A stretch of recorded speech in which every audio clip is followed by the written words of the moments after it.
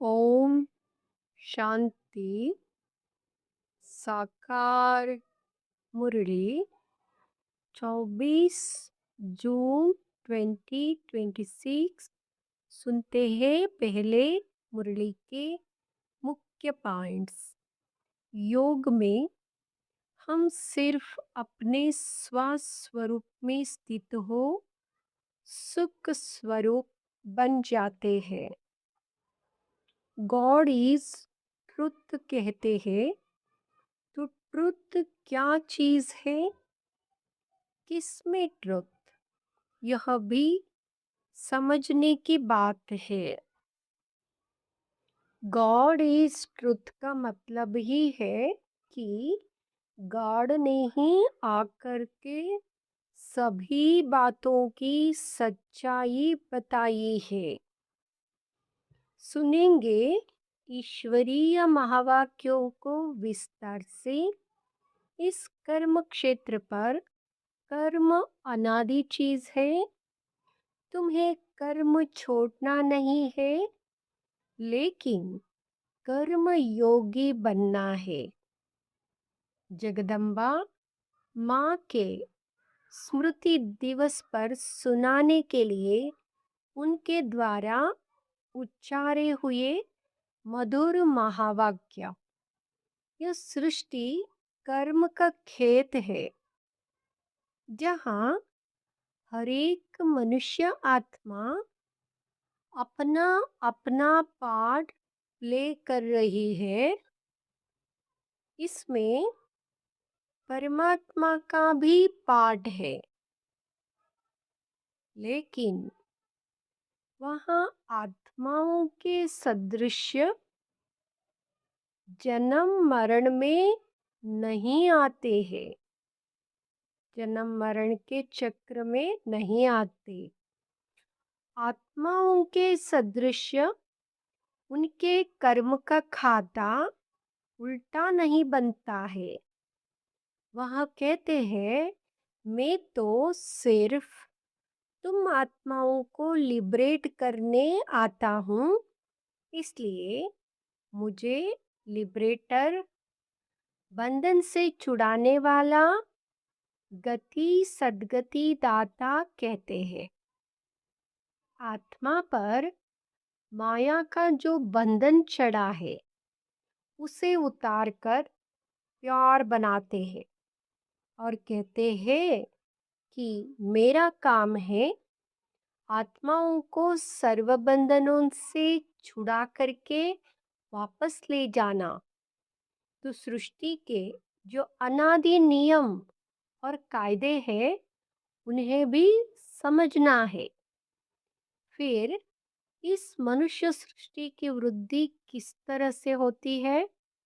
फिर वहाँ टाइम भी आता है जब यह कम होती है। ऐसे नहीं कि बढ़ती है तो बढ़ती ही जाती है, नहीं, कम भी होती है। तो सृष्टि में हर चीज का नियम है। अपने शरीर का भी नियम है। पहले बाल, फिर किशोर, फिर युवा, फिर वृद्ध। तो वृद्ध भी जल्दी नहीं, वृद्ध होते होते जड़जड़ी भूत हो जाते हैं। तो हर बात का बढ़ना और उसका अंत होना, यह भी नियम है। इसी तरह से सृष्टि की जनरेशन्स का भी नियम है। एक जीवन की भी स्टेजेस है, तो फिर जन्मों की भी स्टेजेस है। फिर जनरेशन्स भी जो चली, उसकी भी स्टेजेस है। इसी तरह सभी धर्मों की भी स्टेजेस है। पहला जो धर्म है वह सबसे ताकत वाला है। पीछे आहिस्ते आहिस्ते जो आते हैं, उनकी ताकत कम होती जाती है। तो धर्मों का बंटना, धर्मों का चलना, हर एक बात नियमों से चलती है। इन सब बातों को भी समझना है। इसी हिसाब से बाप भी कहते हैं मेरा भी इसमें पार्ट है। मैं भी एक सोल हूँ। मैं गॉड कोई दूसरी चीज नहीं हूँ। मैं भी सोल ही हूँ, परंतु मेरा काम बहुत बड़ा और ऊंच है, इसलिए मुझे गॉड कहते हैं। जैसी तुम आत्मा हो, मैं भी वैसा ही हूँ। जैसे आपका बच्चा है, वो भी तो मनुष्य है। आप भी तो मनुष्य हो। उसमें तो कोई फर्क नहीं है ना। तो मैं भी आत्मा ही हूँ। आत्मा आत्मा में कोई फर्क नहीं है, लेकिन कर्तव्य में बहुत भारी फर्क है। इसलिए कहते हैं मेरा जो कर्तव्य है वह सबसे भिन्न है। मैं कोई हद के एक धर्म का स्थापक नहीं हूँ। मैं तो दुनिया का क्रिएटर हूँ। वो हो गए धर्म के क्रिएटर। जैसे वो आत्माएं अपना काम अपने समय पर करती है, वैसे मैं भी अपने समय पर आता हूँ। मेरा कर्तव्य विशाल है। मेरा कर्तव्य महान है और सबसे निराला है। इसलिए कहते हैं तेरे काम निराले। उनको सर्वशक्तिवान भी कहते हैं। सर्वशक्तिवान भी है। सबसे शक्तिशाली काम है आत्माओं को माया के बंधनों से छुड़ाना और नई दुनिया का सैंपलिंग लगाना। इसलिए उनको अंग्रेजी में कहते हैं हेवेनली गॉड फादर। जैसे क्राइस्ट को कहेंगे क्रिश्चियनिटी का फादर, उनको हेवेनली गॉड फादर नहीं कहेंगे। हेवन का स्थापक परमात्मा है। तो हेवन वर्ड हो गई ना। हेवन कोई एक धर्म नहीं है, तो वह वर्ड का स्थापक हो गया। और उस वर्ड में एक धर्म, एक राज्य होगा। तत्व आदि सब चेंज हो जाएंगे। इसलिए उनको कहते हैं हेवेनली गॉड फादर। दूसरा, गॉड इज ट्रुथ कहते हैं।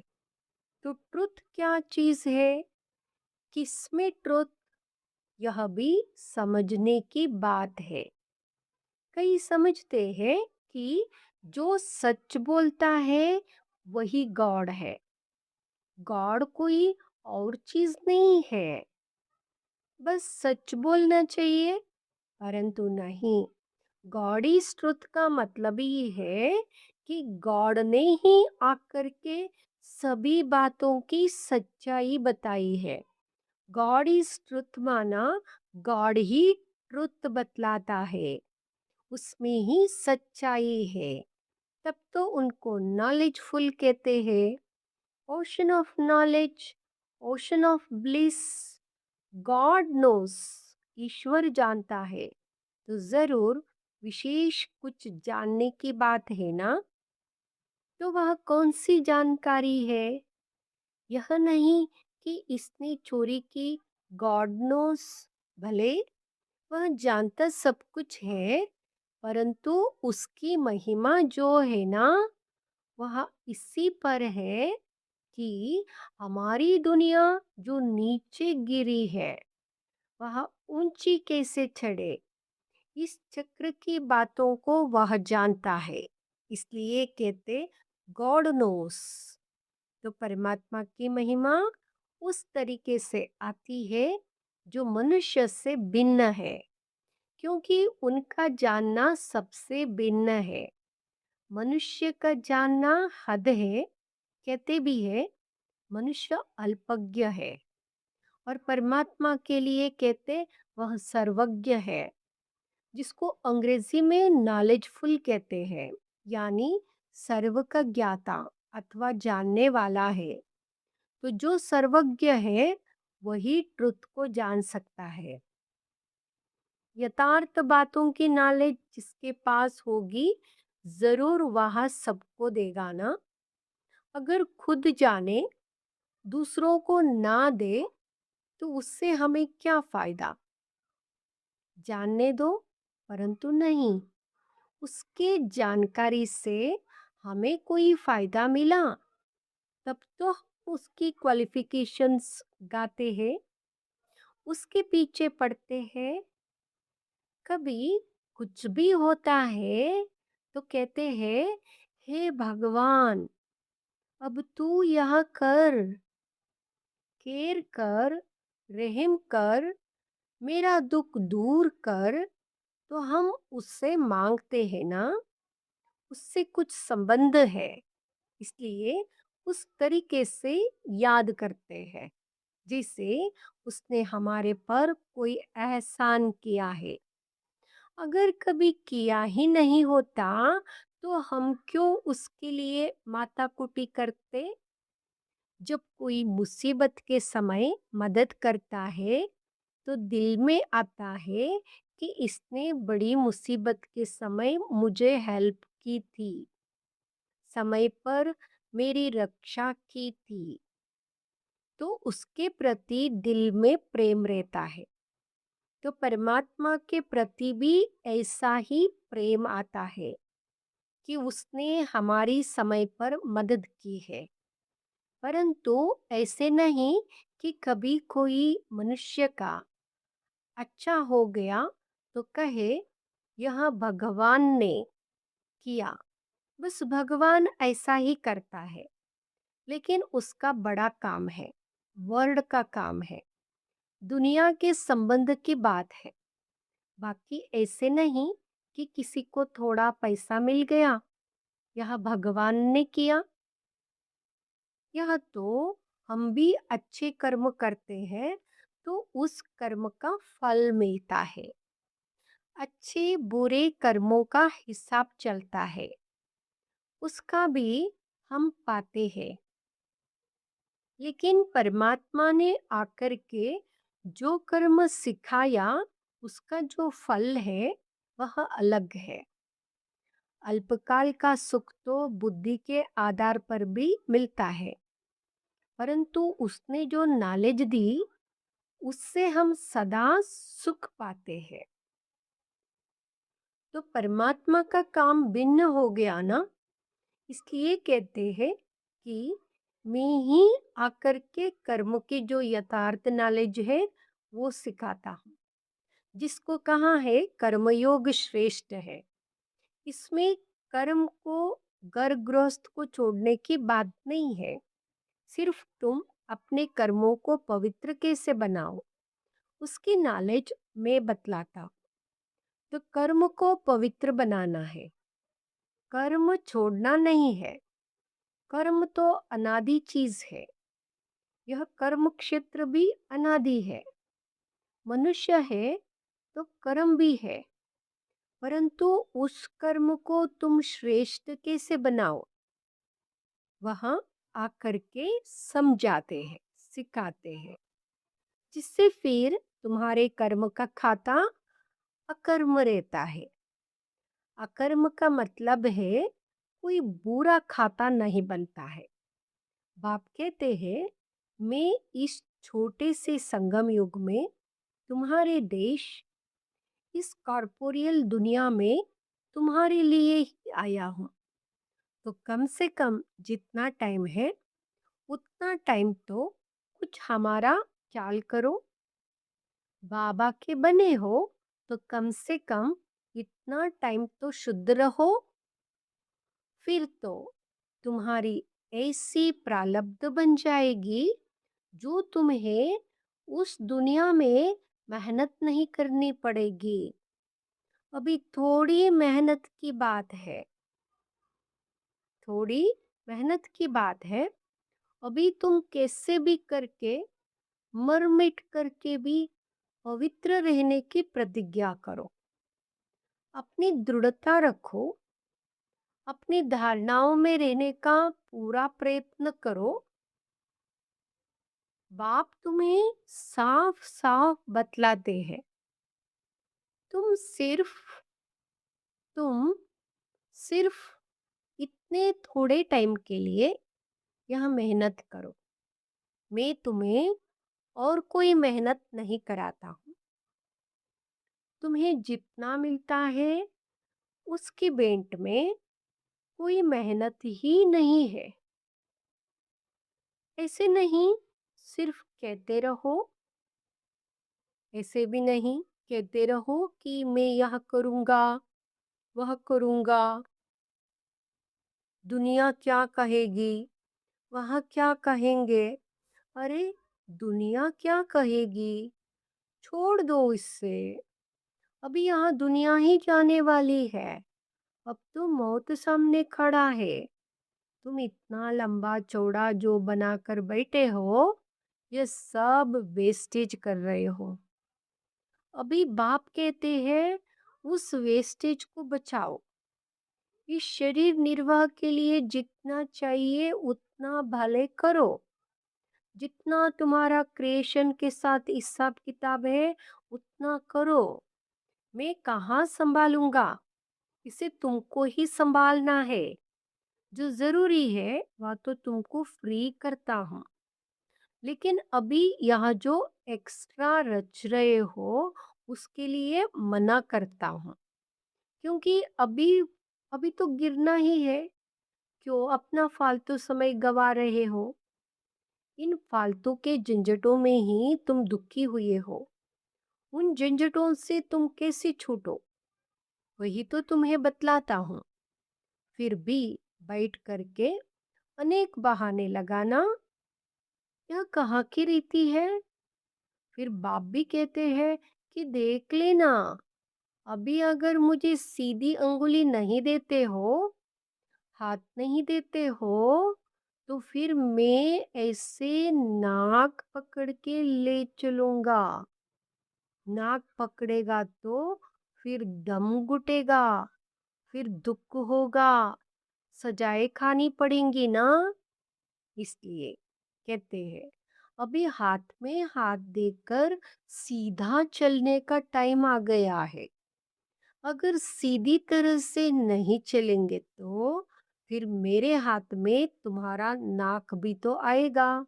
फिर देख लेना, फिर उस समय कुछ नहीं हो सकेगा, ना कुछ कर सकेंगे। इसलिए बाप कहते हैं बच्चे, अब तुम मेरे हो करके मेरे पास आकर के मेरी बातों को सुन करके अगर फिर भी कुछ नहीं किया तो उनके लिए बहुत कड़ी सजाएं है। इसलिए जिन विचारों को पता नहीं उसकी तो बात अलग है, उसकी तो बात अलग है। बाकी जिन्हों को पता है, जो बैठ के सुन के फिर इन्हीं बातों में गफलत की, तो उनकी तो खैर नहीं। जैसे 100 गुना फायदा वैसे 10 गुना नुकसान होगा, 10 गुना फायदा वैसे 10 गुना नुकसान होगा। तब कहते हैं अपने नुकसान को, घाटे को अच्छी तरह से समझो।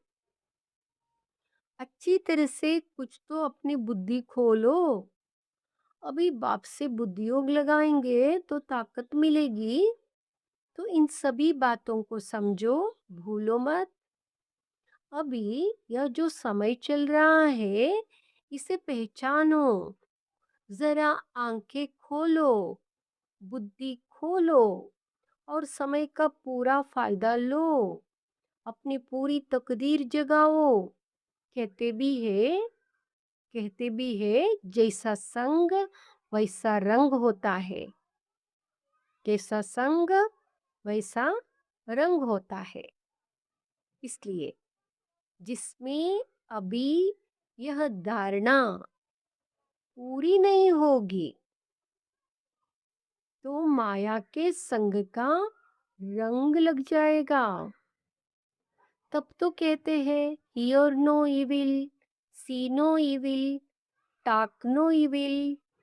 कई ऐसे इविल्स है जो यहाँ भी कईयों को छोड़ते नहीं है, फिर एक दो के संग दोष में आ जाते हैं। तो कहते हैं ऐसे संग दोष से बचे रहो। ऐसे मत समझो कि संग दोष बाहर है, यहाँ नहीं है। नहीं, यहाँ भी वह घुसते रहते हैं, क्योंकि उनका राज्य है ना।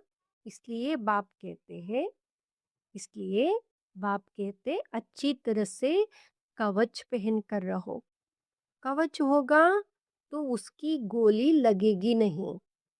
योग का ही कवच है, ज्ञान की तलवार है। इन सभी अस्त्र शस्त्रों को अपने पास अच्छी तरह से संभाल के रखो। कहते भी है, जो करता है वह पाता है। यह तो भविष्य प्रारब्ध बनाने की बातें हैं। यहाँ तो प्रारब्ध नहीं भोगनी है ना। यहाँ तो कोई गुरु बन करके नहीं बैठना है। इसमें कोई मिसअंडरस्टैंड ना करे, इसलिए यह सब समझाया जाता है। तो यह सब बातें ध्यान में रख करके अपने को सेफ रखना है। यहाँ कोई खर्च आदि की बात नहीं होनी चाहिए। अभी यह सब खर्चा दूसरों के कल्याण अर्थ ही यूज करना है। एक एक पाई भी सब इसी कार्य में लगाना है। अच्छा, ऐसे बाप दादा और माँ के मीठे मीठे बहुत अच्छे खबरदार रहने वाले बच्चों के प्रति याद प्यार और गुड मॉर्निंग।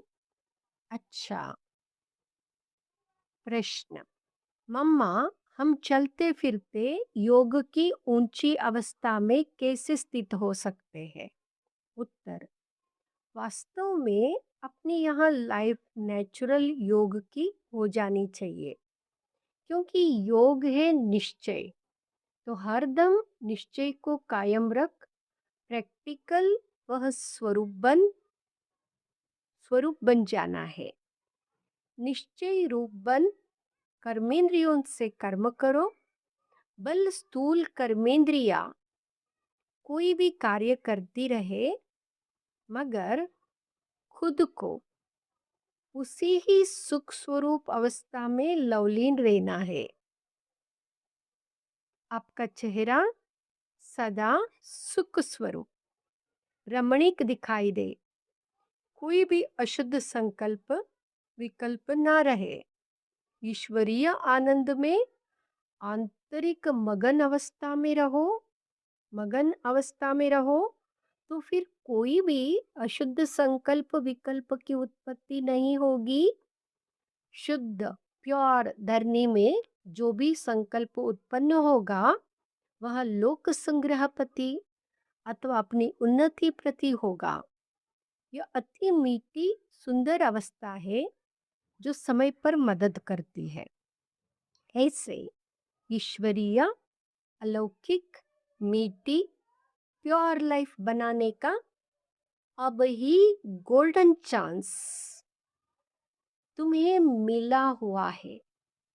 तो ऐसी अवस्था बनाने के लिए थोड़ी मेहनत करो। जब हम योग में बैठते हैं तो अंदर में मंत्र पूजा जप आदि कुछ भी नहीं करते हैं। जैसे भक्ति मार्ग में कोई कोई अंदर ही अंदर प्रार्थना करते हैं, माला जपते हैं, मूर्ति को सामने रख फूल चढ़ाते हैं, फूल भी चढ़ाते हैं। वह सब कुछ अंदर ही अंदर करते हैं, जिसको मनसा पूजा कहेंगे। ये है मनसा पूजा। लेकिन हमारे योग में हम सिर्फ अपने स्वस्वरूप में स्थित हो सुख स्वरूप बन जाते हैं। अपने मन सहित सभी कर्मेंद्रियों को कंट्रोल कर एकाग्रचित्त बन ईश्वरीय सुख स्वरूप हो जाते हैं। इसके लिए योग का टाइम पर्सनल मुकर्रर है, जहाँ एक टाइम पर बैठकर अभ्यास करते हैं। सिर्फ व्यक्त बातों से नाता तोड़कर अव्यक्त संबंध से नाता जोड़कर रखना है, तो याद सहज हो जाएगी। अच्छा, ओम शांति। वरदान। बाप दादा के साथ द्वारा माया को दूर से ही मूर्छित करने वाले माया जीत जगत जीत भाव, जिसे बाप के स्नेही बने हो। ऐसे बाप को साथी बनाओ तो माया दूर से ही मूर्छित हो जाएगी। शुरू शुरू का जो वायदा है, तुम इससे खाओ, तुम इससे बैठो, तुम इससे सुनो, तुम इससे रोको रिझाओ, इसी वायदे प्रमाण सारी दिनचर्या में हर कार्य बाप के साथ करो तो माया डिस्टर्ब कर नहीं सकती, उसका डिस्ट्रक्शन हो जाएगा। तो साथी को सदा साथ रखो, साथ की शक्ति से साथ की शक्ति से व मिलन में मगन रहने से माया जीत जगत जीत बन जाएंगे। स्लोगन, अपनी ऊंची वृत्ति से अपनी ऊंची वृत्ति से प्रवृत्ति की परिस्थितियों को चेंज करो। ये अव्यक्त इशारे। सदा हर्षित रहने के लिए अपनी नेचर को सरल बनाओ, सहनशील बनो। अव्यक्त स्थिति रूपी दर्पण को साफ और स्पष्ट करने के लिए सरलता, श्रेष्ठता और सहनशीलता, इन तीनों बातों पर ध्यान दो। अगर तीनों में से एक भी बात की कमी है तो दर्पण पर भी कमी का दाग दिखाई पड़ेगा। इसलिए जो भी कार्य करते हो उसमें साधारणता दिखाई ना दे, साधारणपन को श्रेष्ठता में बदली करो। हर कार्य में सहनशीलता और वाणी में सरलता को धारण करो, तब सर्विस में वृद्धि दिखाई देगी। ओम शांति।